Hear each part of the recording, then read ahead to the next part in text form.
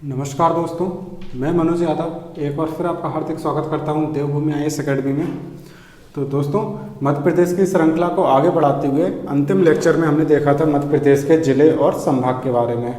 उसके अंतर्गत हमने देखा था कि कुल अपने 52 जिलों को किस प्रकार 10 संभाग में बांटा गया है और उन सभी को अपन ने मैप पर प्लॉट करने की कोशिश की थी।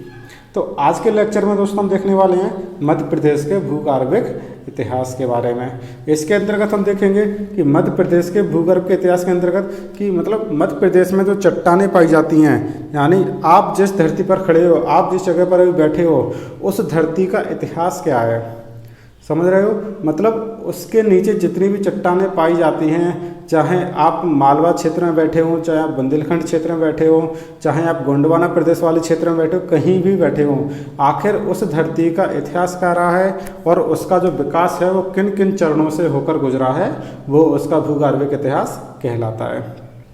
ठीक है, तो इसके अंतर्गत दोस्तों हमें क्या देखना पड़ेगा कि यदि हम मध्य प्रदेश के भूगर्भिक की बात करें तो हमें सबसे पहले ये जानना पड़ेगा कि पृथ्वी का भूगर्भिक इतिहास क्या रहा है। पृथ्वी के बाद आपके भारत का भूगर्भिक इतिहास क्या रहा है। तो चूंकि हमको अभी मध्य प्रदेश का भूगर्भिक इतिहास पढ़ना है, तो हमको यहाँ पे पढ़ना पड़ेगा भारत का भूगर्भिक इतिहास के बारे में, उसकी जानकारी होनी जरूरी है। यदि अपन पृथ्वी के भूगर्भिक इतिहास की बात करें तो आपने जियोग्राफी में पढ़ा होगा कि पृथ्वी के भूगर्भ में क्या है। तो अपन देखते हैं कि सियाल, शीमा, नीफे जैसे यहाँ पे जो पदार्थ हैं और मेटल्स, वो पत्ता, चट्टानें वगैरह पाई जाती हैं, और वो आपका पृथ्वी का भूगर्भिक इतिहास के अंतर्गत आता है, जिसके अंतर्गत अपन क्रस्ट, मेंटल कोर इत्यादि चीज़ें देखते हैं। वहीं यदि मध्य प्रदेश अपन भारत की बात करें तो भारत के क्रम में दोस्तों हम देखते हैं कि यहाँ पे हम अपन कुल लगभग 8 प्रकार की चट्टानों की बात करते हैं, जिसमें आर्कियन क्रम की चट्टान, धारवाड़ क्रम की चट्टान, कुड़प्पा क्रम की चट्टान, विंध्यन क्रम की चट्टान इत्यादि प्रमुख हैं। तो अपन को यदि दोस्तों मध्य प्रदेश के भूगर्भिक इतिहास के बारे में पढ़ना है तो मध्य प्रदेश किसका हिस्सा है, भारत का हिस्सा है, तो अपन को भारत के भूगर्भिक इतिहास के बारे में पढ़ना पड़ेगा। तो अपन दोस्तों किस तरीके से देखेंगे कि अपन पहले देखेंगे भारत के भूगर्भिक इतिहास के बारे में, यानी भारत में कौन कौन सी चट्टानें पाई जाती हैं, उन चट्टानों का विकास क्रम क्या रहा है, और उन्हीं के साथ साथ अपन देखेंगे कि उन चट्टानों का मध्य प्रदेश में क्या योगदान है, या फिर मध्य प्रदेश के कौन से हिस्से में कौन सी चट्टान पाई जाती है। ठीक है दोस्तों, तो बात करते हैं सबसे पहले अपन किसके बारे में, भारत के भूगर्भिक इतिहास के बारे में। ठीक है, तो भारत का जो भूगर्भिक इतिहास की बात करें दोस्तों, तो किसी भी आप धरती पर बैठे खड़े हो तो उसका निर्माण किससे होता है दोस्तों, चट्टानों से होता है। तो अपन को पढ़ना है चट्टानों का निर्माण कैसे हुआ है आखिर। तो चट्टानों के निर्माण के अंतर्गत दोस्तों हम क्या देखेंगे, यदि अपन पृथ्वी की बात करें तो हम जानते हैं जो पृथ्वी की अनुमानित आयु है वो लगभग कितनी बताई गई है, 4.6 अरब वर्ष। ठीक है दोस्तों, 4.6 अरब वर्ष पृथ्वी की अनुमानित आयु बताई गई है, जिसके अंतर्गत यदि अपन पृथ्वी की बात करें तो 4.6 अरब वर्ष पहले जो पृथ्वी थी वो आपकी क्या थी, ऐसा बोला जाता है, आपका जियोग्राफी सब्जेक्ट में आप लोग पढ़ते होंगे कि पृथ्वी शुरुआत में एक धधकता हुआ गोला थी। क्या थी, धधकता हुआ गोला थी, मतलब उस पर चारों तरफ आग ही आग दिखाई देती थी। वो क्यों, क्योंकि हम जानते हैं पृथ्वी के गर्भ में क्या है, तो गर्म खौलता हुआ मैग्मा है, और जब वह मैग्मा आपकी धरती पर आता है, भू परपटी पर आता है, तो वह लावा के रूप में आता है, और जब वह लावा ठंडा होता है तो उससे बनती हैं आपकी चट्टानें।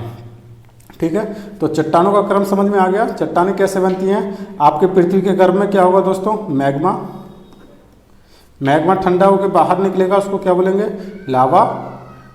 और जब लावा में जब ठंडा, यानी लावा के जब ठंडे होने की जो प्रक्रिया होगी, तो उसके दौरान जब लावा ठंडा होगा तो वहाँ से आपकी चट्टानों का निर्माण होगा। समझ में आया दोस्तों। इसके बाद आप देखते हो कि जब भी जो चट्टानें बनती है तो सबसे पहली जो चट्टान होती है उनको बोला जाता है आग्नेय शैल या आग्नेय चट्टान। आग्नेय से आपकी क्या बनती हैं, तो अवसादी चट्टानें बनती हैं। अवसादी से देखेंगे तो क्या बनेंगी, फिर रूपांतरित चट्टानें बनेंगी। तो ये आपके चट्टानों का क्रम होता है दोस्तों। तो उसी क्रम में हम देखते हैं, यदि हम भारत के परिप्रेक्ष्य की बात करें तो भारत में कुल 7 प्रकार की चट्टानें पाई जाती हैं, 8 प्रकार की चट्टानें पाई जाती हैं।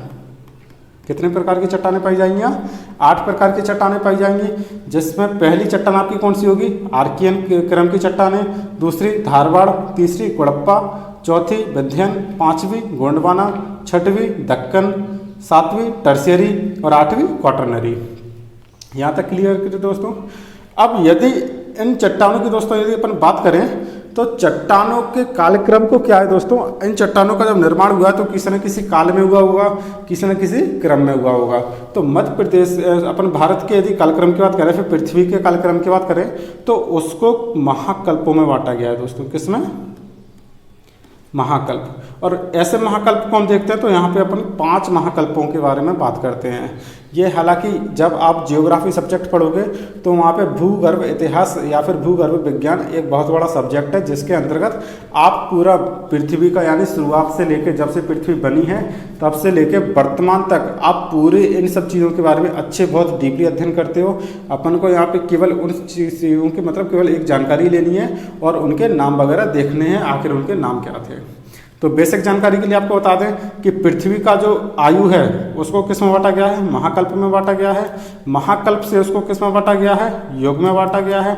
और ऐसे योगों की संख्या कितनी है दोस्तों? 4। और योगों से बात करें तो उसको फिर बांटा गया है कल्प में, और कल्प की संख्या कितनी है दोस्तों? 18। यहाँ तक क्लियर है दोस्तों? अब आगे चलते हैं तो देखो दोस्तों क्या हुआ, जब पृथ्वी हमने देखा कि पृथ्वी हमारा शुरुआत में क्या थी? एक धधकता हुआ गोला थी, और उस पर क्या हुआ कि लावा जो था बाहर आया। बाहर किसके रूप में आया? तो लावा के रूप में। और उसमें जब उसके जब ठंडे होने की प्रक्रिया हुई तो उन्हीं से चट्टानों का निर्माण हुआ। तो इस क्रम में दोस्तों ध्यान रखना, जो पहली चट्टान बनेगी जिसको कि सबसे प्राथमिक चट्टान बोला जाती है, प्राथमिक या फिर सबसे पहले नंबर की जो चट्टान होगी वो बनेगी आपकी आर्कियन क्रम की चट्टान। समझ में आ गया? आर्कियन क्रम की चट्टान क्या होती है? जब आपकी पृथ्वी से लावा निकलता है, यानी पृथ्वी के भूगर्भ से आपका मैग्मा निकलता है। और मैग्मा देखो क्या होता है, हम जानते हैं पृथ्वी के अंदर क्या है, यहाँ पे एक कोई गर्म पदार्थ है। क्या है दोस्तों? गर्म पदार्थ है। इस गर्म पदार्थ को बोला जाता है मैग्मा। क्या बोला जाता है दोस्तों? मैग्मा बोला जाता है। और जब यही मैग्मा आपके दरारी उद्भेदन के रूप में, जहाँ से मान के चलो आपका दरारी उद्भेदन होता है और आपका जो लावा है वो कहाँ निकलता है? बाहर। ये मैग्मा कहाँ निकलता है? बाहर। और जब यह मैग्मा आपका बाहर निकल आता है तो इसी को बोलते हैं लावा। और इसी लावा के ठंडे होने से जो चट्टान बनती है उसको बोला जाता है प्राथमिक चट्टान या फिर आग्नेय शैल, या फिर इसी को बोला जाता है पैतृक या फिर पितृक चट्टान। पैतृक चट्टानें क्यों? क्योंकि इन्हीं से आगे चल के सारी जितनी भी चट्टानें हैं उन चट्टानों का निर्माण होगा, इसलिए इसको पैतृक चट्टान भी बोला जाता है। यहाँ तक समझ में आ गया? तो सबसे पहली जो चट्टान बनेगी वो कौन सी बनेगी? आर्कियन क्रम की चट्टान बनेगी। हम इसकी कुछ विशेषताएं देखेंगे, भारत के परिप्रेक्ष्य में इसकी क्या विशेषताएं हैं, भारत के कौन कौन से हिस्से में ये पाई जाती हैं, उन सभी चीज़ों की जानकारी करेंगे। और उनको पढ़ने के बाद उसी साइड में यानी उसी के साथ साथ हम देखते हुए चलेंगे कि ये चट्टानें यदि मतलब ये आपकी चट्टानें क्या मध्य प्रदेश में पाई जाती हैं, और यदि पाई जाती हैं तो कौन से हिस्से में पाई जाती हैं, उनकी क्या उपयोगिता है, क्या उनका महत्व है, वो सारी चीज़ें देखेंगे। और यदि नहीं पाई जाती हैं तो हमें उनसे इतना कोई खास मतलब नहीं है। क्यों? क्योंकि हम अभी मध्य प्रदेश सामान्य अध्ययन की जानकारी ले रहे हैं। जब हम भारत का इतिहास या भूगोल पढ़ेंगे या फिर विश्व भूगोल पढ़ेंगे तो उसमें हम देखेंगे और भी क्रम की चट्टानें होती हैं, उन सभी के बारे में। अभी अपन को वो देखना है कि मध्य प्रदेश में कौन कौन सी क्रम की चट्टानें इनमें से पाई जा रही हैं, अपन उनकी स्टडी करेंगे। तो यदि दोस्तों एक ओवरव्यू लेना चाहें यदि, तो जो शुरुआत की आप 6 चट्टानें देख रहे हो, कौन कौन सी? आर्कियन, धारवाड़, कुड़प्पा, विंध्यन और गोंडवाना और दक्कन। तो ये जो 6 चट्टानें हैं इनका संबंध आपके मध्य प्रदेश से रहेगा। ठीक है। और लास्ट की आप जो 2 चट्टानें देख रहे हो, टर्शियरी क्रम की और क्वाटरनरी क्रम की, तो ये जो 2 चट्टानें देखेंगे दोस्तों इनका संबंध आपके एमपी से नहीं रहेगा। यदि आपके मध्य प्रदेश से इसका संबंध नहीं है तो फिर किससे इसका संबंध होगा? तो इसका जो संबंध है दोस्तों वो होगा किससे? हिमालय पर्वत से। आपने देखा होगा हिमालय जो है हमारा नवीन बलित पर्वत है, तो हिमालय का जो निर्माण हुआ है वो किस क्रम की चट्टानों से हुआ है या फिर किस युग में हुआ है? तो इसका जो निर्माण हुआ है वो हुआ है आपके टर्शियरी क्रम की चट्टानों से और क्वाटरनरी क्रम की चट्टानों से। यहाँ तक दोस्तों क्लियर है? तो अपन को शुरुआत की 6 चट्टानों के बारे में पढ़ना है। इसके साथ ही दोस्तों आप एक चीज़ और देखते होंगे, आप सिंधु और गंगा का मैदान जो देखते हैं, किसका? सिंधु और गंगा का जो मैदान देखते हैं उसका निर्माण भी किस में हुआ है? क्वाटरनरी क्रम की चट्टानों से हुआ है। आप जो उत्तर के विशाल मैदान देखते हो, उपजाऊ मैदान देखते हो, जहाँ पे आप 2 प्रकार की मिट्टियाँ देखते हो, एक होती है खादर मिट्टी और एक होती है बागर मिट्टी। तो खादर और बांगर ये भी आपकी किसकी चट्टानों के हिस्से हैं, तो ये आपकी क्वाटरनरी क्रम की चट्टानों के हिस्से हैं। और चूंकि इनका विस्तार मध्य प्रदेश में नहीं पाया जाता है, ना ही मध्य प्रदेश में हिमालय का विस्तार है और ना ही मध्य प्रदेश में उत्तर के विशाल मैदान का विस्तार है, तो अपन को अभी इनके बारे में ज़्यादा डीप जानकारी नहीं लेनी है। अपन को जो पढ़ना है वो केवल शुरुआत की 6 चट्टानों के बारे में पढ़ना है। ठीक है दोस्तों, समझ में आ गया इतना? तो शुरू करते हैं अपन सबसे पहली चट्टान, जिसको बोला जाता है आर्कियन क्रम की चट्टानें। ठीक है, तो आर्कियन क्रम की चट्टानों के अंतर्गत दोस्तों हम क्या देखेंगे, तो आर्कियन क्रम की चट्टानों में हम देखेंगे कि इनका जो निर्माण हुआ है, आर्कियन क्रम की चट्टानों का जो निर्माण हुआ है वो किसमें हुआ है, प्री पैलियोजोइक काल में हुआ है, या फिर ऐसा बोले कि प्री पैलियोजोइक कल्प में हुआ है। जैसा कि दोस्तों हमने अभी आपको बताया था कि यहाँ पे जो पृथ्वी की आयु है उसको 5 महाकल्प, 4 युग और 18 कल्प में बांटा गया है। तो उन्हीं कल्प में से आपका एक होगा कौन सा, प्री पैलियोजोइक कल्प। और यदि महाकल्प की बात करें, ये कौन सा महाकल्प होगा, सॉरी ये होगा आपका महाकल्प। ठीक है, तो प्री पैलियोजोइक आपका ये क्या होगा, महाकल्प होगा। ठीक है, महाकल्प प्री पैलियोजोइक के अंतर्गत आपके आते हैं 2 कल्प। कौन से, प्री पैलियोजोइक महाकल्प के अंतर्गत 2 कल्प आते हैं, जिसमें से पहला जो होगा वो होगा आर्कियन कल्प और दूसरा होगा प्री कैम्ब्रियन कल्प। तो अपन को अभी क्या है दोस्तों, केवल मध्य प्रदेश की चट्टानें पढ़नी है, इनके बारे में आप केवल नाम सुन लीजिए और ज़्यादा इतना डीपली जानने की जरूरत नहीं है। यदि जरूरत पड़ेगी तो आप लोग बोले तो आखिरी में आगे चल के आपको एक स्पेशली लेक्चर बना दिया जाएगा, जिसमें आपको मध्य प्रदेश या फिर भारत के भूगर्भिक इतिहास के बारे में समझा दिया जाएगा और जिसके अंतर्गत आप महाकल्प, योग कल्प, इन सभी चीज़ों के बारे में डीपली देख सकोगे। तो आर्कियन क्रम की चट्टानों का निर्माण कब हुआ है, प्री पैलियोजोइक महाकल्प के अंतर्गत हुआ है। और इसमें भी क्या बात करें तो आपकी जो चट्टानों का निर्माण हुआ है, जो चट्टानें बनी है वो कौन सी चट्टानें थी, तो वो आपकी थी प्राथमिक चट्टानें, या फिर इन्हीं को बोला जाता है मूलभूत चट्टानें। जैसा कि अभी हमने बताया था, इनको प्राथमिक चट्टानें क्यों बोला जाता है, क्योंकि इनका जो निर्माण हुआ है वो पृथ्वी के भूगर्भ में से लावा निकलने के और उसके ठंडा होने के दौरान हुआ है। तो ये आपकी प्राथमिक चट्टानें हुई। इससे पहले ध्यान रखना दोस्तों, मध्य प्रदेश अपने पृथ्वी पर कोई भी चट्टान नहीं होती थी। इससे पहले हमारा जो पृथ्वी थी वो क्या थी, धधकता हुआ एक गोला थी। और जब धधकता हुआ गोला होगी या फिर आग का एक गोला होगा तो उस पर चट्टानें कहाँ से होगी, उस पर जीवन संभव कहाँ से होगा। तो उस समय जीवन तो छोड़ो, उस टाइम पे चट्टानें भी नहीं हुआ करती थी। उस टाइम पे केवल एक आपका क्या वो जगह जगह आपके ज्वालामुखी होते थे और वहाँ से आपका मैग्मा या लावा बाहर निकला करता था, और जिनके ठंडे होने से आपके पहली चट्टानें जो बनी उनको बोला गया आर्कियन क्रम की चट्टानें। ठीक है दोस्तों, तो आगे बात करें, आप जब बताओ कि जब उस टाइम पे यदि बात करें तो उस टाइम पे जब आग का गोला था तो उस टाइम पे कोई जीवाश्म होगा क्या, नहीं होगा। जीव की उत्पत्ति होगी क्या, नहीं होगी। और जब जीव की उत्पत्ति नहीं होगी तो वहाँ पे जीवाश्म भी नहीं होगा। तो फिर ये आपकी कौन सी होंगी, तो यहाँ पे जीवाश्म की अनुपस्थिति रहेगी। ठीक है दोस्तों, यहाँ पे क्या रहेगी, जीवाश्म की अनुपस्थिति, यानी आपको यहाँ पे कोई भी जीवाश्म देखने को नहीं मिलेंगे। अब बात आती है दोस्तों, आखिर ये जीवाश्म क्या होते हैं, तो जीवाश्म का सीधा सा अर्थ होता है जीव का अंश। जीव का क्या होता है, अंश होता है।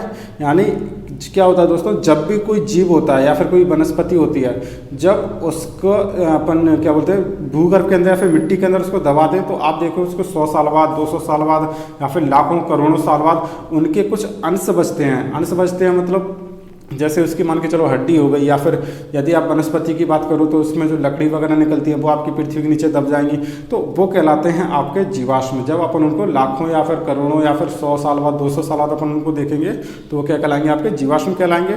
तो चूंकि इस समय पर जीव की उत्पत्ति नहीं हुई थी तो आपकी जो आर्कियन क्रम की चट्टानें होंगी वहाँ पर आपके जीवाश्म की भी उपस्थिति नहीं पाई जाएगी। ठीक है, इसके निर्माण की बात करें तो हमने बोला था पृथ्वी के गर्भ से क्या निकला, मैग्मा।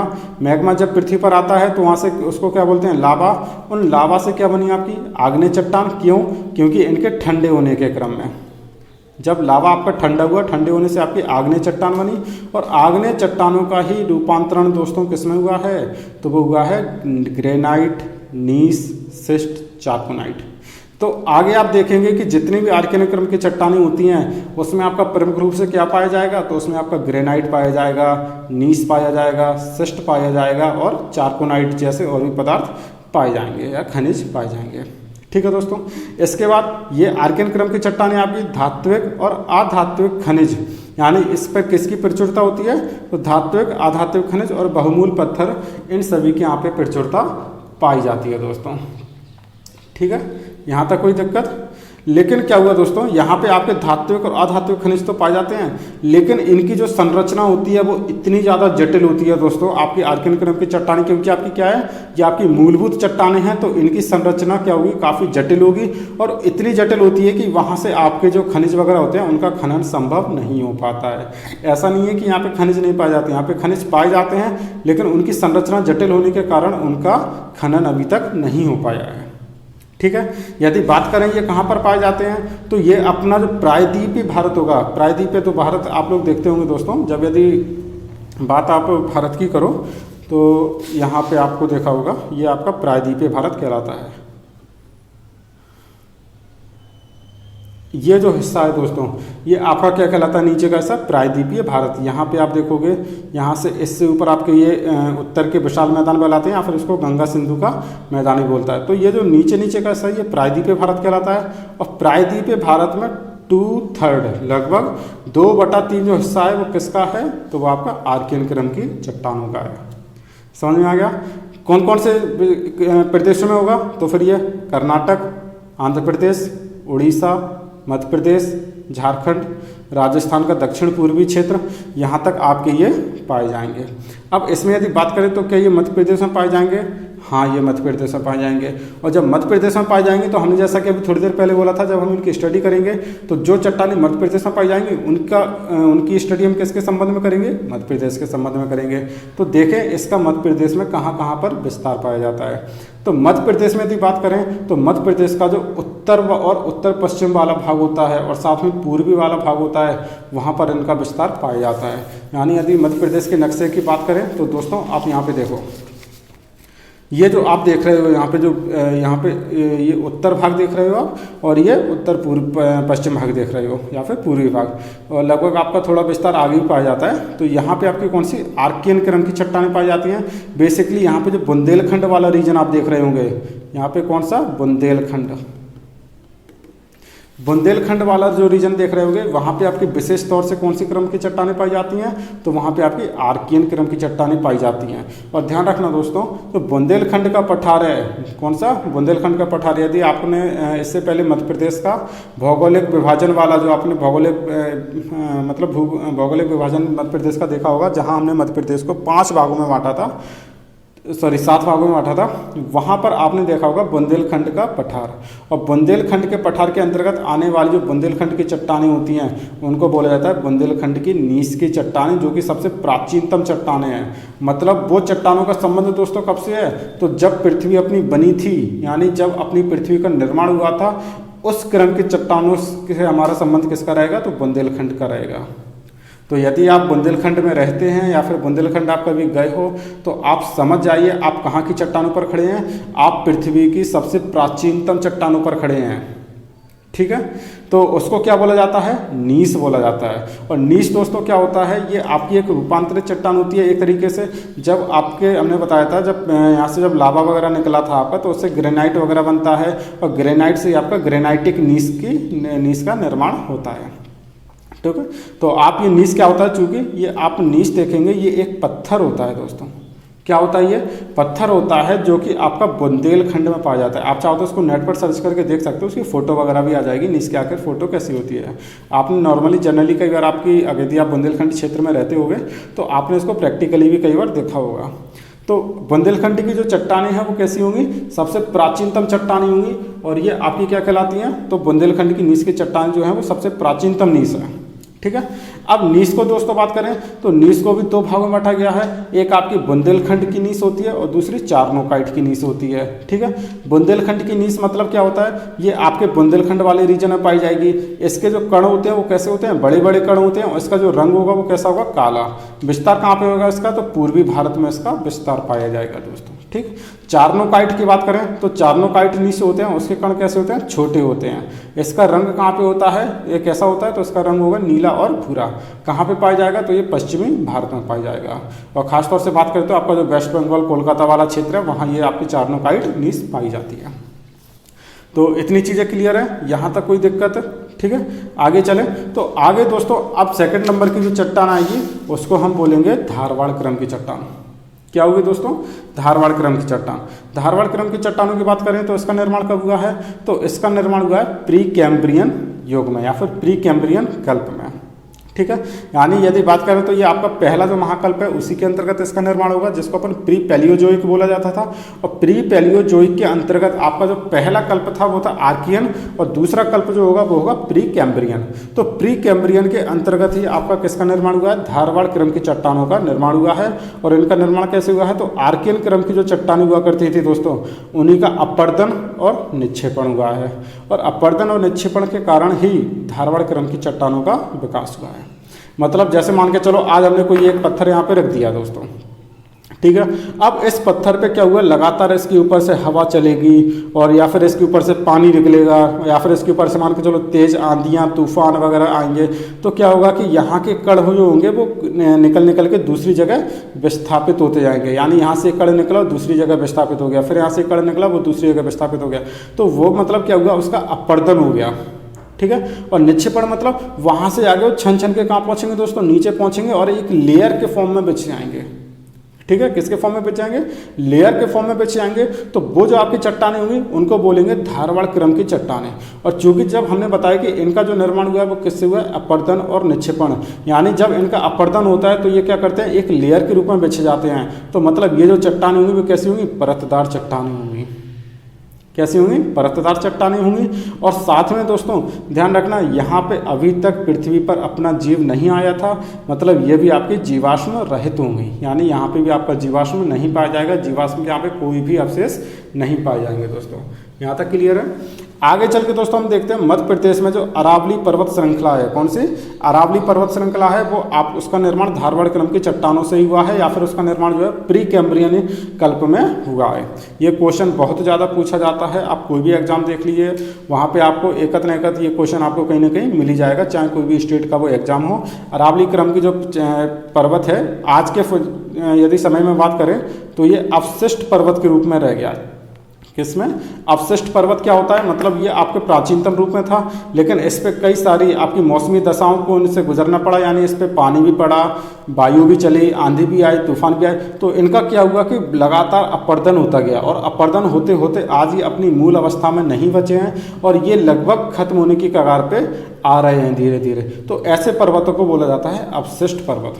यानी ये अपने मूल क्रम में नहीं रहे हैं, और इनका जो जल वायु हवा इनके कारण कंटिन्यू अपर्दन होने के कारण आज इनका जो स्वरूप है वो एक अवशेष के रूप में रह गया है, इसलिए इनको अवशिष्ट पर्वत बोला जाता है। इसका जो विस्तार है वो गुजरात से लेके दिल्ली तक रहेगा दोस्तों। कहाँ से कहाँ तक रहेगा? गुजरात। गुजरात के बाद आप देखोगे तो राजस्थान आएगा, और राजस्थान के बाद आपका तो छोटा बड़ा एक क्षेत्र है वो आपका पंजाब, और उसके बाद आपका कहाँ पे आएगा? तो दिल्ली, ठीक है। आप दिल्ली में आपने देखा होगा जो राशीना हिल्स वगैरह या फिर राष्ट्रपति भवन वगैरह जो बना हुआ है वो किस पर बना हुआ है? तो अरावली पर्वत पर ही बना हुआ है। राष्ट्रपति भवन हो गया, संसद भवन हो गया, इन सभी चीज़ों का निर्माण कहाँ पे हुआ? अरावली पर्वत में। और मुख्य रूप से इसका जो विस्तार है वो कहाँ पर है? तो वो राजस्थान में मिलेगा आपको। यहाँ तक क्लियर है? आगे दोस्तों इसमें यदि बात करें तो इसमें क्या मिलेगा आपको? कौन कौन से खनिज मिलेंगे? तो इसमें आपको लोहा मिलेगा, इसके साथ ही सोना मिलेगा, इसके बाद यहाँ पे आपको मैग्नीज मिलेगा, और यहाँ पे जैसे और भी धातु पदार्थों की प्रचुरता रहती है, ठीक है दोस्तों। यहाँ तक क्लियर है? इसी क्रम में देखो दोस्तों अब क्या हो गया, जैसे हमने मान के चलो बात की धारवाड़ क्रम की चट्टानें। अब जो धारवाड़ क्रम जो नाम निकला हुआ है वो कहाँ से निकला हुआ है? ये निकला हुआ है कर्नाटक से। कर्नाटक में एक जिला है जिसका नाम है धारवाड़, और एक और जिला है जिसका नाम है शिमोगा। इन दो जगह से दोस्तों इन चट्टानों की प्राप्ति हुई है हमें सबसे पहली बार। तो कहाँ पे? कर्नाटक। कर्नाटक में एक जिला है कौन सा? आपका धारवाड़, और दूसरा रहेगा शिमोगा। और धारवाड़ और शिमोगा जिले से आपके इस क्रम की चट्टानें, यानी ये जो विशेषताएं आप देख रहे हो, इन विशेषताओं की वाली जो चट्टानें हैं वो पहली बार कहाँ पे प्राप्त की गई? तो पहली बार प्राप्त की गई, या फिर पहली बार उनकी खोज कहाँ पे हुई? तो वो हुई आपकी धारवाड़ या शिमोगा में, और इसी क्रम में उसको धारवाड़ क्रम की चट्टानों नाम दे दिया गया। तो समझ में आ गया इसको धारवाड़ क्रम की चट्टान क्यों बोला जाता है। आगे चल के देखेंगे दोस्तों तो इसमें क्या क्या पाया जाएगा? लोहा प्रमुख रूप से पाया जाएगा, सोना पाया जाएगा, मैग्नीज इत्यादि। यदि आप लोहे की बात करें तो आपने दोस्तों यहाँ पे देखा होगा कर्नाटक में आपकी लोहे की खदानें पाई जाती हैं, जिसको बोला जाता है क्या? कोलार और हट्टी की खदान। आपने कोलार की खदान के बारे में सुना होगा, कहाँ पर है? कर्नाटक। हट्टी की खदान कहाँ पे है? कर्नाटक। किस लिए फेमस है? तो लोहे के उत्पादन। इसी प्रकार आप देखते हैं दोस्तों, सोना सबसे ज़्यादा कहाँ पे होता है? कर्नाटक में होता है। तो अब आप लोगों को ये बात समझ में आ रही होगी कि आखिर कर्नाटक में सोना क्यों सबसे ज़्यादा पाया जाता है। इसलिए क्योंकि वहाँ पे धारवाड़ क्रम की चट्टानें पाई जाती हैं और उसके जो मूल में है वहाँ पे क्या पाया जाता है? उसके गर्भ से तो सोना निकलता है। तो इसलिए कर्नाटक में सोना मिलता है और लोहा भी आपको वहीं से मिलेगा। इसके क्षेत्र की बात करें, कहाँ तक इसका विस्तार है? तो इसका विस्तार रहेगा दोस्तों कर्नाटक से कावेरी नदी, यानी आप नीचे जो तमिलनाडु केरल वाला क्षेत्र देखते हो, कर्नाटक से लेकर कावेरी नदी तक। इसके साथ ही इसका कुछ विस्तार आपको मध्य प्रदेश, महाराष्ट्र, गुजरात। तो यहाँ पे अपन को क्या दिख गया? मध्य प्रदेश। मतलब मध्य प्रदेश में भी इसका विस्तार है। तो अब अपन को पढ़ना पड़ेगा मध्य प्रदेश में इसका विस्तार कहाँ कहाँ पर है।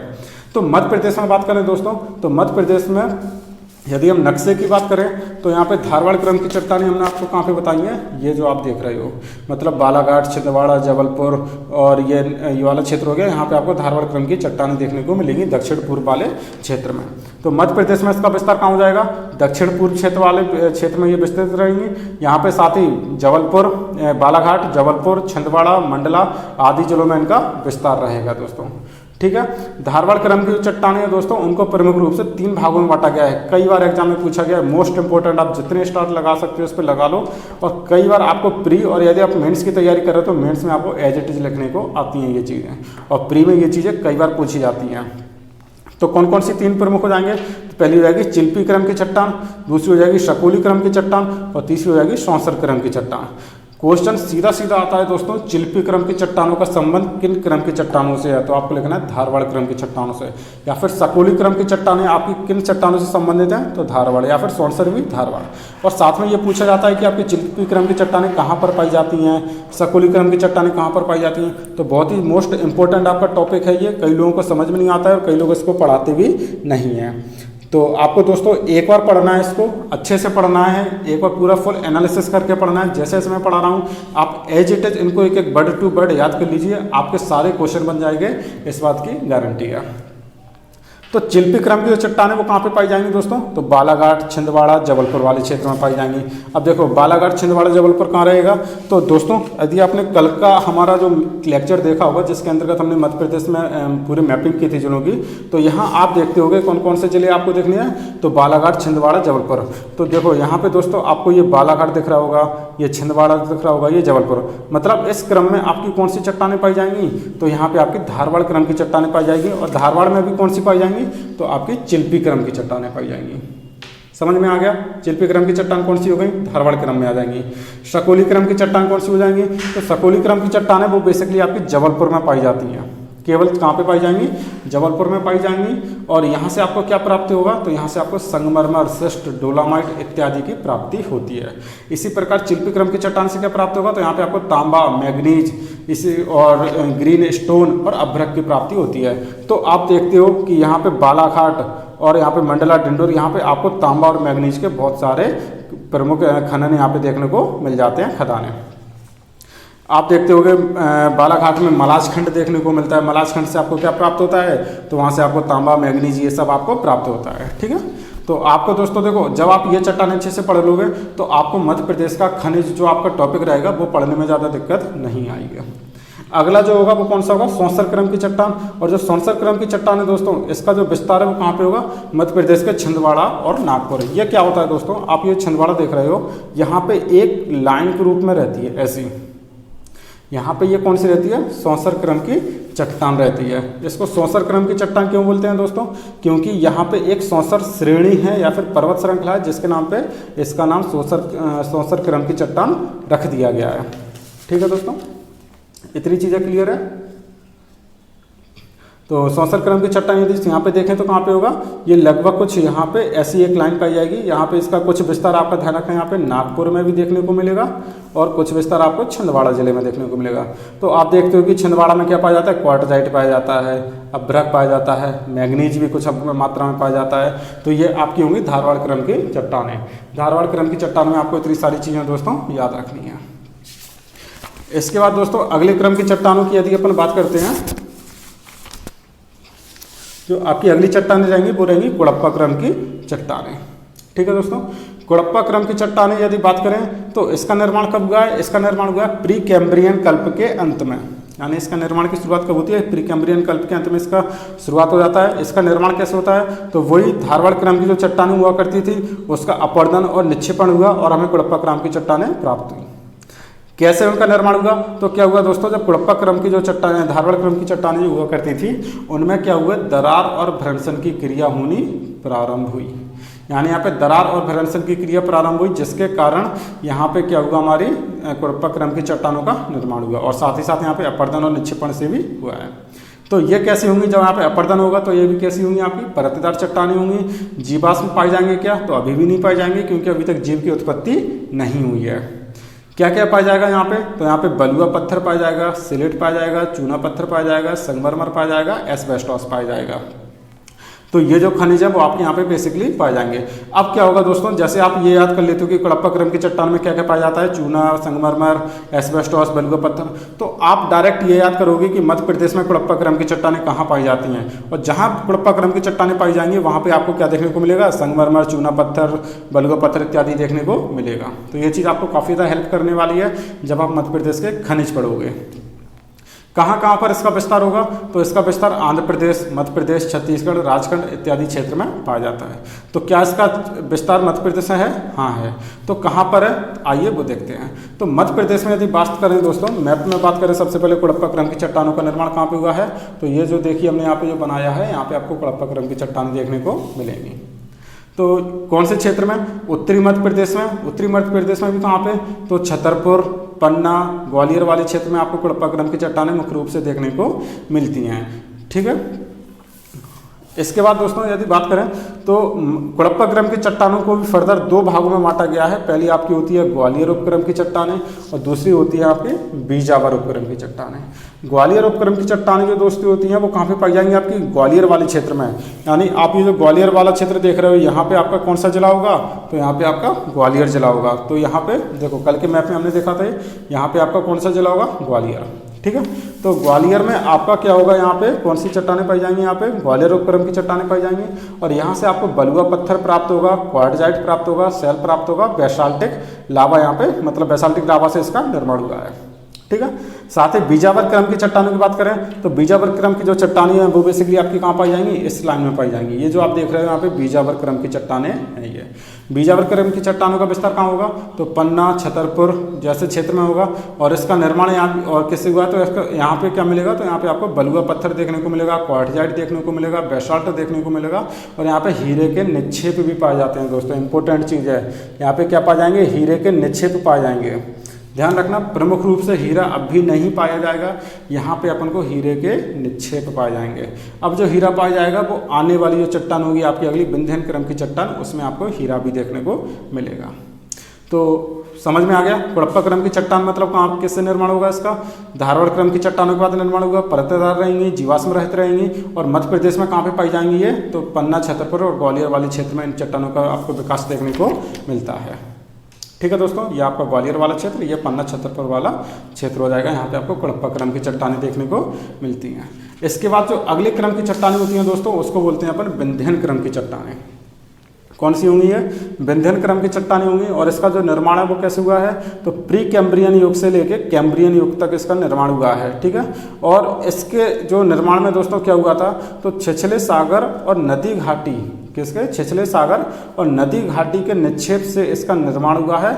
और इसका जब निर्माण हुआ है, चूंकि यहाँ पे हमने बताया था आपको कि क्या होता है दोस्तों, जब पृथ्वी भूगर्भीय क्रियाएं चल रही थी तो उससे क्या हुआ कि दो भूभाग के बीच में क्या हुआ? एक सागर का निर्माण हुआ। कई जगह आपने देखा होगा दरारें पड़नी स्टार्ट हो गई थी। हमने आपको पिछले उसमें बताया था, जब आपकी धारवाड़ क्रम की चट्टानें थी, यहाँ कुड़प्पा क्रम की चट्टानें थी, तो वहाँ पे आपकी क्या भ्रंशन की क्रिया होना स्टार्ट हो गई थी। तो जब भ्रंशन की क्रिया होगी तो वहाँ पे दोस्तों क्या मिलेगा? आपको पानी मिलेगा और एक छिछले सागर का निर्माण होगा और साथ ही नदी घाटी के रूप में वो चीज़ विकसित होगी। और जब नदी घाटी के रूप में विकसित होगी दोस्तों, तो वहाँ पे मलबा आके जमेगा, यानी उसके तल छठी में क्या होगा? निक्षेपण होगा। किसका? मलबे का। और जब मलबे का निक्षेपण होगा दोस्तों, और तो उसमें क्या होगा कि जब वो आपके दो क्षेत्र होते हैं, जब द्वारा आपके मान के चलो दोस्तों, ये आपका भ्रंशन हुआ और उसमें दोबारा से जब दबाव पड़ेगा तो ये क्या करेगा दोस्तों? बीच का पार्ट ऐसे उठना शुरू हो जाएगा। तो यहाँ पे आपका क्या होगा कि देखोगे यहाँ पे निक्षेपण से क्या होगा? आपके विंध्यन क्रम की चट्टानें होंगी, ये आपकी यहाँ पे बनेंगी। ठीक है। और साथ ही ये चट्टानें कैसे रहेंगी दोस्तों, तो ये चट्टानें रहेंगी परतदार ये चट्टानें रहेंगी। ध्यान रखना दोस्तों, केवल आर्कियन क्रम की चट्टानें यदि आप छोड़ दें तो ज़्यादातर क्रम जो चट्टानें होंगी अभी तक की, वो आपकी कौन सी रहेंगी, परतदार चट्टानें रहेंगी। आर्कियन क्रम की चट्टानों की परतदार नहीं रहेंगी, क्यों, क्योंकि उसका जो निर्माण है वो लावा के ठंडे होने से हुआ है। ठीक है। इसके बाद यहाँ पे दोस्तों क्या होता है, विंध्यन क्रम की चट्टानों में जीवाश्म के अवशेष के प्रमाण मिलने शुरू हो जाते हैं। जीवाश्म के जो अवशेष होते हैं पूर्ण रूप से नहीं मिले हैं, लेकिन आपको यहाँ से प्रमाण मिलने शुरू हो जाते हैं, मतलब जीवाश्म की उत्पत्ति लगभग होना यहाँ से शुरू हो जाती है। ठीक है। तो इसके बाद जो आगे आने वाली क्रम होगी गोंडवाना क्रम की चट्टान, उसमें हम देखेंगे वहाँ पे आपको जीवाश्म मिल जाएगा और उस जीवाश्म के कारण आपको वहाँ पे कोयला भी मिलेगा। तो देखते हैं इससे आगे। तो नर्मदा, इसका विस्तार कहाँ पे होगा, तो नर्मदा नदी जो दोस्तों आप लोग देखते हैं यहाँ पे मध्य प्रदेश में की बात करें तो आप यहाँ पे जो नर्मदा नदी देखते हैं उसके उत्तर में पश्चिम से लेकर पूर्व तक आपको इसका विस्तार देखने को मिलता है। तो इसका विस्तार कहाँ पे होगा, तो नर्मदा नदी के उत्तर में राजस्थान से बिहार तक ये विस्तृत है। राजस्थान के दोस्तों बात करें तो जैसलमेर से, और जैसलमेर से लेके आपके बिहार, और बिहार झारखंड में आप जो छोटा नागपुर का पठार देखते हो वहां तक आपको इसका विस्तार देखने को मिलता है। ठीक है। विंध्यन क्रम की चट्टानों की बात करें दोस्तों तो ये आपका प्रायद्वीपीय भारत और उत्तर भारत के जो मैदान होते हैं उनके मध्य में विभाजक का कार्य भी करता है। ठीक है। मध्य प्रदेश, जब आप भारत का भूगोल पढ़ेंगे तो आप उसमें काफ़ी डीपली पढ़ेंगे, मध्य भारत उत्तर भारत के मैदान क्या होते हैं, प्रायद्वीपीय भारत क्या होता है, और हम देखेंगे कि मध्य भारत उत्तर भारत के मैदान और प्रायद्वीपीय भारत उनके बीच में विभाजक का कार्य करेगा कौन, आपके विंध्यन क्रम की चट्टान या फिर विंध्य पर्वत श्रृंखला। ठीक है। आगे दोस्तों बात करें तो यहाँ से किसकी प्राप्ति होगी, यहाँ से आपको मुख्य रूप से जो सबसे ज़्यादा मिलेगा वो मिलेगा बलुआ पत्थर। ठीक है दोस्तों, बलुआ पत्थर क्यों मिलेगा, यहाँ पे हमने बात की थी, यहाँ पे क्या हुआ था, छिछले सागर और नदी घाटी के तलछट में क्या हुआ था, निक्षेपण हुआ था, और उनमें क्या हुआ, द्वारा दबाव पड़ना शुरू स्टार्ट हुआ। जब दबाव पड़ना स्टार्ट होगा तो हमने बोला था वो क्या होगा, आपस में एक दूसरे से ऐसे सट के जब ऊपर उठेंगे तो यहाँ पे क्या है, पर्वत का निर्माण होगा। ठीक है। और साथ ही साथ यहाँ पे क्या आपको जो पत्थर देखने को मिलेंगे वो कौन से, बलुआ पत्थर देखने को मिलेंगे। और बलुआ पत्थर जो होते हैं वो कैसे होते हैं दोस्तों, लाल कलर के होते हैं। उनके अगर कलर की बात करें तो आप बलुआ पत्थर नेट पे सर्च कर सकते हो, वो आपको कैसे कलर के दिखाई देंगे, लाल कलर के दिखाई देंगे। और लाल कलर के दिखाई देंगे दोस्तों तो यहाँ पे ध्यान रखना, ये जो लाल कलर के पत्थर हैं इनसे भवन निर्माण सबसे ज़्यादा हुए हैं। यानी यदि भारत के इतिहास की बात करें तो भारत के इतिहास में जितनी भी बड़ी बड़ी इमारतें बनी हैं दोस्तों उनका निर्माण किससे हुआ है, तो बलुआ जो पत्थर होते हैं या फिर जो विंध्यन क्रम की चट्टान होती है या फिर जो विंध्याचल पर्वत श्रेणी आप देखते हैं उनके चट्टानों से किसका निर्माण हुआ है, भवन का निर्माण हुआ है। कौन से, हमारे भारत के इतिहास में जितने भी मुख्य मुख्य भवन बने हैं उनका, उनमें कौन कौन से, तो आप देखते हैं लाल किला, चाहे वो आपका दिल्ली का लाल किला हो या फिर आपका आगरा का लाल किला हो, उन दोनों का निर्माण किससे हुआ है दोस्तों, तो बलुआ पत्थर से हुआ है। कौन से बलुआ पत्थर से, विंध्यन क्रम की चट्टानों से हुआ है। और साथ में आप भरूच का स्तूप जो देखते हो सतना में मिलेगा आपको, उसका निर्माण भी किससे हुआ है, विंध्यन क्रम की चट्टान से हुआ है। इसी के साथ आप ग्वालियर का किला, यदि आप मध्य प्रदेश से संबंधित हो, बुंदेलखंड से हो, तो आपने ग्वालियर का किला जरूर देखा होगा दोस्तों। तो ग्वालियर के किले का जो निर्माण हुआ है उसमें भी किसका प्रयोग किया गया है, तो बलुआ पत्थर का, किसके, तो विंध्यन क्रम की चट्टान का। समझ में आ गया दोस्तों। तो इससे एक बात आपको बिल्कुल क्लियर हो जाना चाहिए, जो विंध्यन क्रम की चट्टानें होती हैं उसका जो प्रयोग है वो मुख्य रूप से किस में किया जाता है, तो उसका प्रयोग जो किया जाता है वो आपके भवन निर्माण में किया जाता है। ठीक है दोस्तों, यहाँ तक सारी चीज़ें क्लियर हैं, यहाँ तक कोई कन्फ्यूजन नहीं होनी चाहिए। उसके बाद आगे चलते हैं दोस्तों। इसके अलावा यहाँ पे चूना पत्थर, चीनी, डोलोमाइट इत्यादि भी आपको देखने मिलेंगे। और साथ ही सबसे ज़्यादा इंपॉर्टेंट महत्वपूर्ण चीज़, इसको आप बिल्कुल रट के बैठ जाओ कि यहाँ पे आपको हीरे की खान भी देखने को मिलती है। मतलब यहाँ पे आपको यहाँ तक आते आते हीरे का विकास भी, मतलब भूगर्भ में किसका, हीरे के निक्षेपण भी मिल चुके थे या फिर हीरा जो है आपका विकास हो चुका था। ठीक है। तो हीरे की खान दोस्तों यदि आप देखते हैं तो मुख्य रूप से भारत में दो खानें आपको देखने को मिलती हैं। एक आपकी होती है पन्ना, मध्य प्रदेश के पन्ना में जो यहाँ से हीरा प्राप्त होता है, और दूसरा गोलकुंडा। गोलकुंडा कहाँ पे मिलेगा, कर्नाटक में मिलेगा। तो कर्नाटक में जो आपको चट्टान मिलेगी वो किस श्रेणी की चट्टान होगी, तो वो होगी विंध्यन क्रम की चट्टान, जहाँ से आपको क्या गोलकुंडा, और गोलकुंडा से आपने ये एक आपने भारतीय इतिहास में पढ़ा होगा, जो कोहिनूर हीरे का आपने नाम सुना है। कोहिनूर हीरा आपका कहाँ से निकला था? तो गोलकुंडा की खान से निकला था। कई बार दोस्तों क्या होता है कि कई लोग कोहिनूर हीरे को मिसअंडरस्टैंडिंग कर जाते हैं उसको लेके, और उसको बोलते हैं कि पन्ना से निकला था। वो पन्ना से नहीं निकला था दोस्तों, निकला था गोलकुंडा से। लेकिन गोलकुंडा में जो चट्टानें पाई जाती हैं वो कौन सी पाई जाती हैं? वो विंध्यन क्रम की चट्टान पाई जाती हैं, और वही विंध्यन क्रम की चट्टान आपकी पन्ना में पाई जाती हैं। तो इस वजह से आप पन्ना और गोलकुंडा को मिक्स बिल्कुल मत करना। जो विंध्यन क्रम की चट्टान है उसका आपका जो विस्तार है वो आपको पन्ना में देखने को मिलेगा और गोलकुंडा में देखने को मिलेगा। पन्ना में दोस्तों बहुत ज़्यादा हीरे मिलते हैं। यदि आज के समय की बात करें तो आज के समय में यहाँ पे काफ़ी ज़्यादा हीरे देखने को वहाँ से मिलते हैं। और गोलकुंडा से यदि बात करें तो यहाँ पे आपको कोहिनूर हीरा जो निकला था वो आपका कहाँ से निकला था? गोलकुंडा की खदान से निकला था। ठीक है, तो हीरा कौन से क्रम की चट्टान से मिलेगा? विंध्यन क्रम की चट्टानों से अपन को हीरे की प्राप्ति होगी। क्षेत्र कौन सा होगा? तो मध्य प्रदेश, राजस्थान, बिहार, कर्नाटक इत्यादि क्षेत्र में ये पाया जाएगा। अब ये जब मध्य प्रदेश में पाया जा रहा है तो मध्य प्रदेश में देखेंगे कहाँ पाया जा रहा है? तो मध्य प्रदेश में नर्मदा नदी के समानांतर उत्तरी भाग में, जैसे कि हम बता चुके हैं, यहाँ पे आपको ये विंध्यन क्रम की चट्टान देखने को मिलेगी। विंध्यन क्रम की चट्टान दोस्तों, अब जैसा कि हमने बात किया था, इसका जो निर्माण हुआ है वो कैसे? परतदार चट्टानों के रूप में हुआ है। तो इसमें परतदार चट्टानों का निर्माण हुआ है तो अपन ने इसको परत में दो प्रकार की परत में बांट के चलेंगे। एक होती है आपकी निचली विंध्यन क्रम, दूसरी होती है ऊपरी विंध्यन क्रम। मतलब निचली परतें जो होती हैं उसको निचली विंध्यन क्रम, और जो ऊपर की परतें होंगी उसको अपन ऊपरी विंध्यन क्रम की चट्टानें बोलेंगे। तो जो निचले विंध्यन क्रम की चट्टानें दोस्तों वो मध्य प्रदेश में आपको कहाँ पे देखने को मिलेंगी? तो वो आपको देखने को मिलेंगी सोन घाटी। सोन घाटी यदि दोस्तों बात करें तो आपको यहाँ पे सोन नदी देखने को मिल जाएगी, और यहाँ पे आपको जिले मिलेंगे शहडोल, उमरिया, अनूपपुर इत्यादि जिले देखने को मिलते हैं। और यहाँ पर आपकी कौन से क्रम की चट्टानें मिलेंगी? तो यहाँ पे आपको सेमरी उपक्रम की चट्टान मिलेगी। तो सबसे इंपॉर्टेंट क्वेश्चन, सेमरी उपक्रम की चट्टानें किस क्रम की चट्टानें हैं? तो आपकी विंध्यन क्रम की चट्टानें होंगी। विस्तार कहाँ पे होगा? तो सोन घाटी में इसका विस्तार होगा। जिले पूछे तो आपके शहडोल, अनूपपुर, उमरिया आदि जिलों में इसका विस्तार होगा।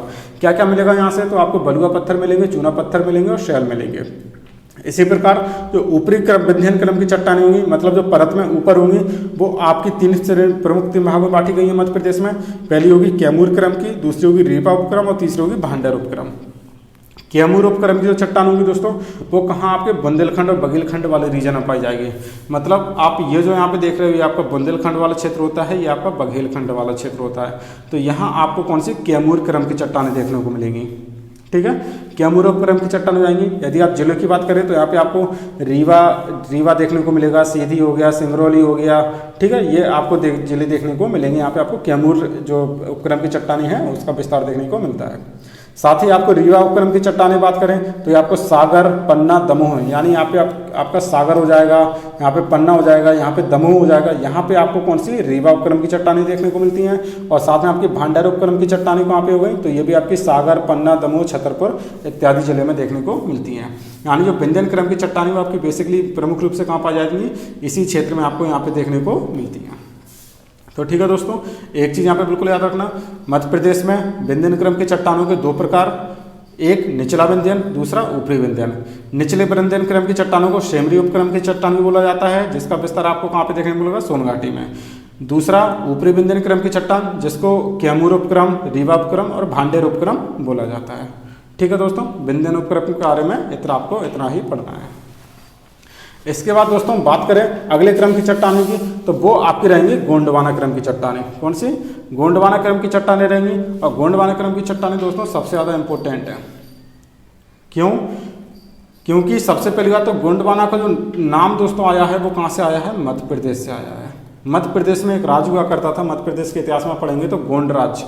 और गोंड राज्य यानी उस समय पे यहाँ पे सबसे पहले इस प्रकार की चट्टानों की खोज की गई थी, और उसका नाम वहाँ से क्या रख दिया गया? तो गोंडवाना प्रकार की क्रम की चट्टानें रख दी गई। इसका निर्माण कैसे हुआ है? तो कार्बोनीफेरस से लेकर जुरासिक काल तक इसका निर्माण हुआ है। यानी कौन से कल्प में? तो कार्बोनीफेरस कल्प से लेके जुरासिक कल्प तक इसका निर्माण रहेगा दोस्तों। कार्बोनीफेरस में क्या होता है दोस्तों?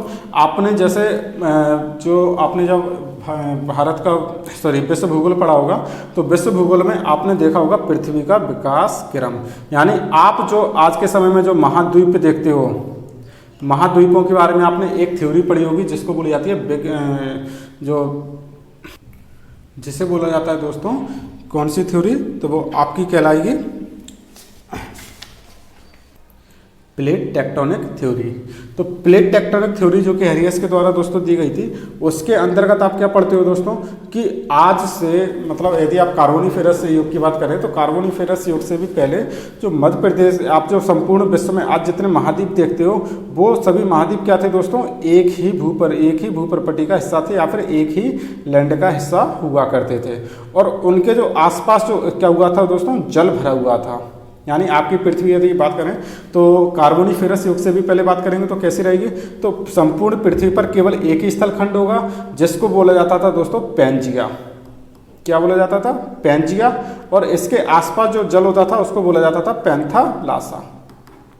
ठीक है, पैंजिया और पैंथालासा होगा। और आगे चल के कार्बोनिफेरस में क्या होगा दोस्तों, पैंजिया जो होगा उसके अंदर क्या होगा, यहाँ पे एक दरार उत्पन्न होगी। और दरार से क्या होगा दोस्तों कि ये इसके दो हिस्से हो जाएंगे, एक हिस्सा आपका ऊपर की ओर विस्थापित हो जाएगा और दूसरा हिस्सा आपका नीचे की ओर विस्थापित होने लगेगा। तो जो ऊपर वाला हिस्सा होगा दोस्तों इसको बोला जाता था अंगारा लैंड। क्या, अंगारा लैंड। और नीचे वाला जो हिस्सा था इसको बोला जाता था गोंडवाना लैंड। गोंडवाना लैंड। ठीक है दोस्तों, तो यहाँ पे क्या हुआ था, कार्बोनिफेरस में क्या हुआ था, यहाँ पे आपका दरार हो जाएगा और यहाँ पे आपका जो गोंडवाना लैंड होगा वो नीचे की तरफ विस्थापित करने लगेगा। आगे चल के हम देखेंगे अब इसके कितने हिस्से होगा, 2 हिस्से होंगे। आगे चल के हम देखेंगे क्रिटेशियस युग। कौन सा युग, क्रिटेशियस युग। तो क्रिटेशियस युग में क्या होगा, जो नीचे वाला गोंडवाना लैंड होगा उसमें भी क्या होगा, हिस्से होने स्टार्ट हो जाएंगे।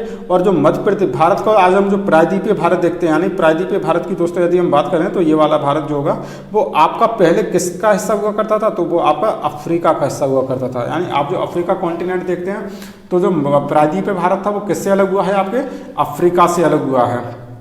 कब जाके अलग हुआ, तो क्रिटेशियस युग में। और आगे चल के हम देखते हैं वो अफ्रीका वाला जो प्रायद्वीपीय भारत होगा वो अफ्रीका से टूटकर कहाँ की ओर गति करेगा, तो ये गति करेगा उत्तर पूर्व की ओर। और ये आगे जाके आपका जो यहाँ पे यूरेशियाई प्लेट मिलेगी, यूरेशियाई प्लेट से टक्कर होती है और आगे चल के आपका हिमालय का निर्माण होता है। खैर ये सब चीज़ें आपकी किसकी रहेंगी, भूगोल की रहेंगी, तो इनको आपने भूगोल में काफ़ी अच्छे से पढ़ा होगा। अपन को यहाँ पे बात कर रही है केवल कार्बोनिफेरस युग की। तो कार्बोनिफेरस युग में क्या हुआ दोस्तों, प्रायद्वीपीय भारत में कई दरारों तथा भ्रंशों का निर्माण हुआ, जिससे तत्कालीन वनस्पतियों के दबने से कालांतर में कोयले का निर्माण हुआ। हमने बोला था दोस्तों पिछला आपका जो विंध्यन क्रम था वहाँ पे आपके क्या होने लगा था, यहाँ पे जीवाश्म के अवशेष प्राप्त होने लगे थे। यानी वहाँ पे जीवाश्म आपकी जो जीव थी उसकी उत्पत्ति हो चुकी थी। लेकिन गोंडवाना क्रम में आगे आके क्या होगा दोस्तों, उनमें दरार पड़ेगी और उसके अंदर जितने भी वनस्पति और जीव जंतु थे वो कभी क्या हो जाएंगे, उसमें दब जाएंगे। और दब कर क्या हो जाएंगे दोस्तों, वो वहीं पे सड़ गल जाएंगे और मर जाएंगे। उनके मरने से ही आगे चल के कालांतर में दोस्तों उनके जो जीव अवशेष होंगे, उनकी जो हड्डियां होंगी, उनके जो वनस्पति होंगे, उनके अंदर भौतिक आप बात करें भौतिक परिवर्तन होंगे और उनके अंदर जो चेंजेस होंगे, फिजिकल प्रॉपर्टी चेंज होंगी उसकी, और उसके कारण निर्माण होगा दोस्तों किसका, कोयले का। समझ में आ गया।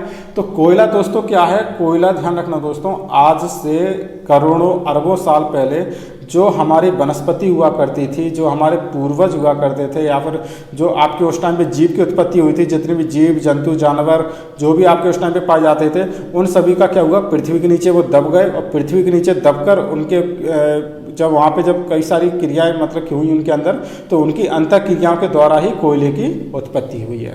भारत में जो 98% कोयला आप देखते हो दोस्तों वो किसका, गोंडवाना क्रम की चट्टानों से मिलता है। यानी भारत में 98% कोयला कहाँ से मिलेगा, तो गोंडवाना क्रम की चट्टानों से मिलेगा। इसका जो नाम दोस्तों किस पे रखा गया है, तो गोंड राज्य, जैसे कि हम बता चुके हैं भारत में मध्य प्रदेश में एक राज्य हुआ करता था जिसको गोंड राज्य बोला जाता था, उसके नाम पे इसका नामांकन हुआ है। तो प्रमुख रूप से जितने भी दोस्तों कोयले मिलते हैं और पेट्रोलियम पदार्थ दोस्तों मुख्य रूप से जो आपको मिलेगा वो आगे चल के आप जो क्वाटरनरी और टर्शियरी योग पढ़ेंगे वहाँ जाकर प्राप्त होता है, लेकिन कई थोड़े बहुत निक्षेप आपको यहाँ पे भी मिल जाते हैं। प्रमुख रूप से क्या मिलेगा, कोयला मिलेगा। विस्तार कहाँ पे होगा इसका, तो बिहार, झारखंड, मध्य प्रदेश, छत्तीसगढ़, आंध्र प्रदेश इत्यादि क्षेत्र में। तो क्या इसका विस्तार झारखंड मध्य प्रदेश में है, हाँ है। तो मध्य प्रदेश में देखते हैं कहाँ कहाँ पर होगा। तो मध्य प्रदेश में दोस्तों हम देखते हैं सीधी, सिंगरौली, शहडोल, जबलपुर, छिंदवाड़ा, नरसिंहपुर इत्यादि क्षेत्र में आपको इसका विस्तार देखने को मिलता है। कहाँ पे, यदि आप मैप में देखना चाहें इसको, तो गोंडवाना क्रम की चट्टान आप ये जो क्षेत्र देख रहे हैं यहाँ पे सीधी हो गया, सिंगरौली हो गया, शहडोल हो गया, जबलपुर, छिंदवाड़ा, नरसिंहपुर इत्यादि क्षेत्र में आपको ये देखने को मिलेगा। ठीक है। तो जहां जहां गोंडवाना क्रम की चट्टानें होंगी वहां आपको क्या देखने को मिलेगा, कोयला देखने को मिलेगा। तो आप दोस्तों यहाँ पे एक चीज देखते होंगे, यहाँ आपको सिंगरौली में क्या मिलता है, कोयला प्राप्त होता है। सीधी सिंगरौली शहडोल, यदि आपने मध्य प्रदेश के बारे में थोड़ा बहुत ही पढ़ा होगा तो आपने ये चीज देखी होगी कि मध्य प्रदेश के सीधी सिंगरौली शहडोल से क्या कोयला प्राप्त किया जाता है। क्या इसके अलावा कोयला और कहीं मिलेगा क्या, नहीं मिलेगा। क्यों नहीं मिलेगा भाई, जब वहां पे गोंडवाना क्रम की चट्टानें ही नहीं होंगी तो वहां से कोयला कैसे मिल जाएगा अपन को। तो कोयला तो वहीं से मिलेगा ना जहाँ पे आपको गोंडवाना क्रम की चट्टानें पाई जाएंगी। तो गोंडवाना क्रम की चट्टानें वो कहाँ पाई जाएंगी आपकी, तो वो पाई जाएंगी पूर्वी मध्य प्रदेश में, और पूर्वी मध्य प्रदेश में वहीं आपको क्या मिलेगा, कोयला मिलेगा। चलिए आगे चलते हैं। तो यदि गोंडवाना क्रम की चट्टान की बात करें तो दोस्तों इसका जो निर्माण हुआ है वो भी किससे हुआ है, आपके अपरदन हो गया, निक्षेपण हो गया, या फिर हमने बोला इसका लेयर के फॉर्म में हुआ है। तो इसको भी आपने दो भागों में बांटा है, एक है ऊपरी गोंडवाना क्रम, दूसरा है निचली गोंडवाना क्रम।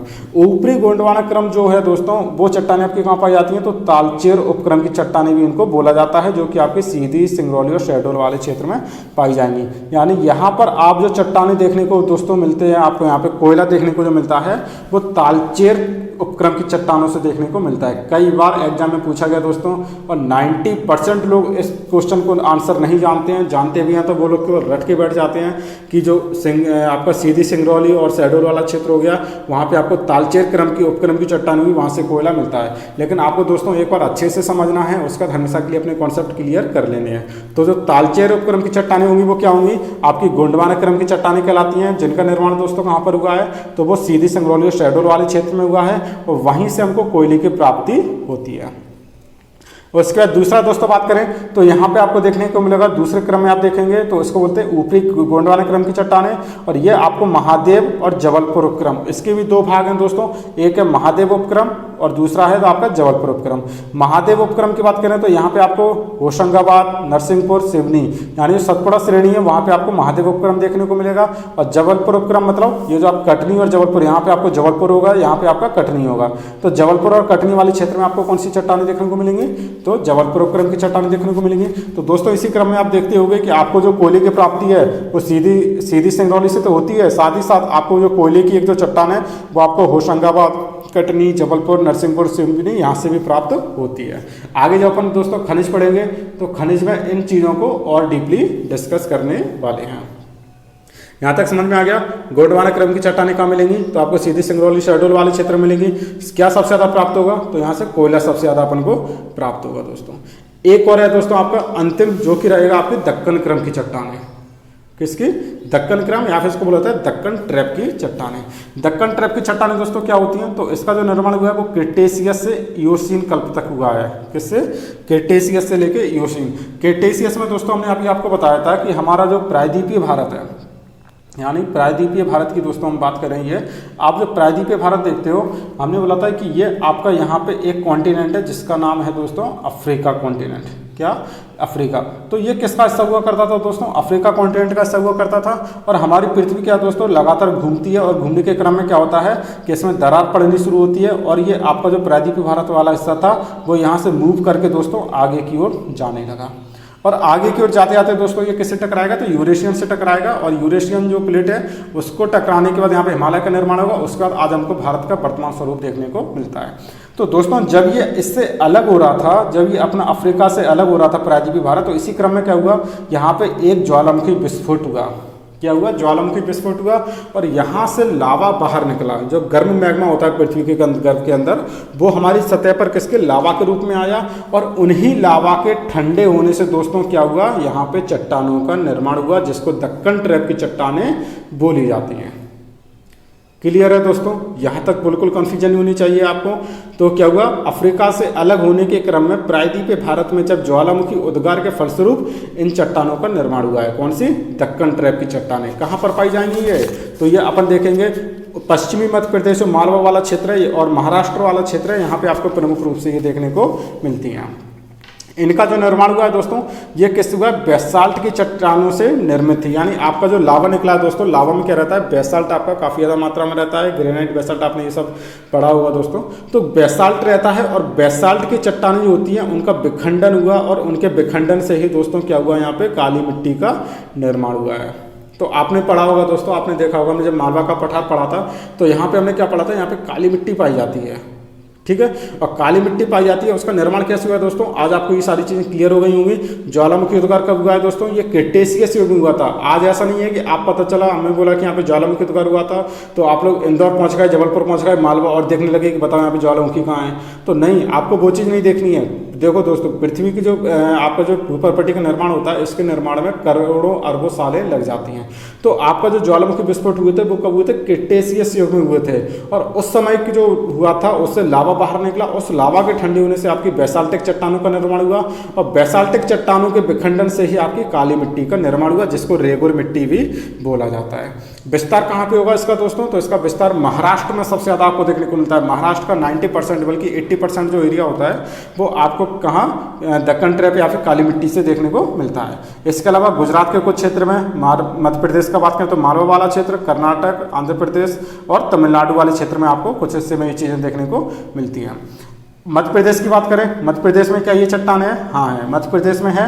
और मध्य प्रदेश में दोस्तों कहाँ पे पाई जाएंगे, तो ये मालवा के पठार में इसका विस्तार मिलेगा। और मालवा के पठार में कहाँ पे, तो ये आपका इंदौर, उज्जैन, देवास, झाबुआ, अलीराजपुर, खंडवा, खरगोन इत्यादि जिले में देखने को मिलेगा। अब क्या होता है दोस्तों, आपकी जो काली मिट्टी होती है, काली मिट्टी का निर्माण आप समझ चुके हो कैसे हुआ है। तो काली मिट्टी जो होती है वो कपास के लिए बहुत ज़्यादा उपयोगी होती है, यानी यहाँ पे कपास की खेती बहुत ज़्यादा की जाती है, ठीक है। इसलिए दोस्तों इसको यहाँ पे याद रखना, इसको कपासी मृदा भी बोला जाता है।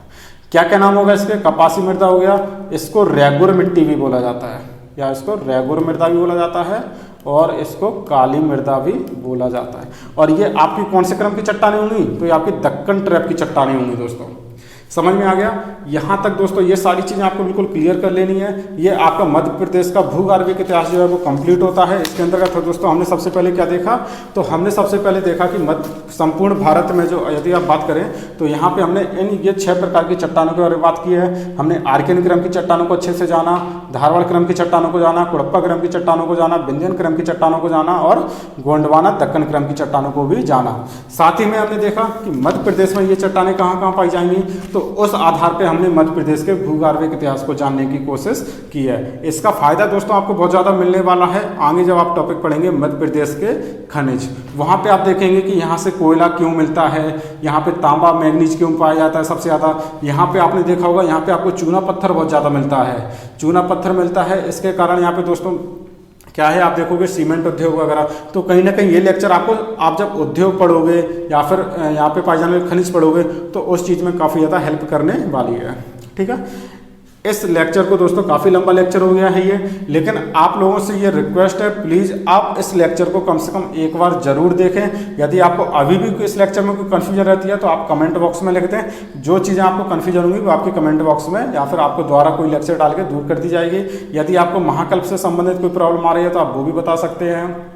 यदि आपको हमने जितना पढ़ाया है 6 प्रकार की चट्टानें पढ़ाई हैं उनसे कोई प्रॉब्लम आ रही है तो आप वो भी बता सकते हैं। 2 क्रम की चट्टानें दोस्तों और थी यहाँ पे जिसकी हम चर्चा कर चुके हैं, टर्शियरी क्रम और क्वाटरनरी क्रम। ये 2 चट्टानें दोस्तों अभी हमारे मतलब की नहीं है, ये अपन जब भारत का भूगर्भिक इतिहास पढ़ेंगे तो उसके अंतर्गत हम इन चट्टानों के बारे में देखेंगे कि हिमालय का निर्माण किस तरीके से हुआ है, फिर सिंधु गंगा के मैदानों का निर्माण किस तरीके से हुआ है, ठीक है। तो अपन को केवल इतनी सारी चीज़ें याद रखनी है। इसके अलावा दोस्तों यदि आपको लेक्चर अच्छा लगता है तो कमेंट बॉक्स में ज़रूर बताएं। यदि आपको कोई कमी लगती है लेक्चर में तो वो भी आप कमेंट बॉक्स में ज़रूर बताएं। यदि आपको अच्छा लगता है लेक्चर तो आप कमेंट बॉक्स में कमेंट करके हौसला अफजाई कर सकते हैं, ठीक है दोस्तों। तो इससे पहले जो लेक्चर हैं दोस्तों, यदि आपने पिछले लेक्चर नहीं देखे हैं तो इससे पहले जो मध्य प्रदेश के गठन, मध्य प्रदेश का सामान्य परिचय हो गया, मध्य प्रदेश का भौगोलिक विभाजन हो गया, या फिर मध्य प्रदेश के जिले और संभाग, साथ ही में आपके राष्ट्रीय उद्यान और अभ्यारण्य के बारे में हम लेक्चर डाल चुके हैं। यदि आपने वो लेक्चर अभी तक नहीं देखे हैं तो आप उन लेक्चरों को देख सकते हैं और उनका आनंद लें, ठीक है दोस्तों। तो मिलते हैं फिर अगले लेक्चर में फिर एक नए टॉपिक के साथ। तब तक के लिए नमस्कार, जय हिंद।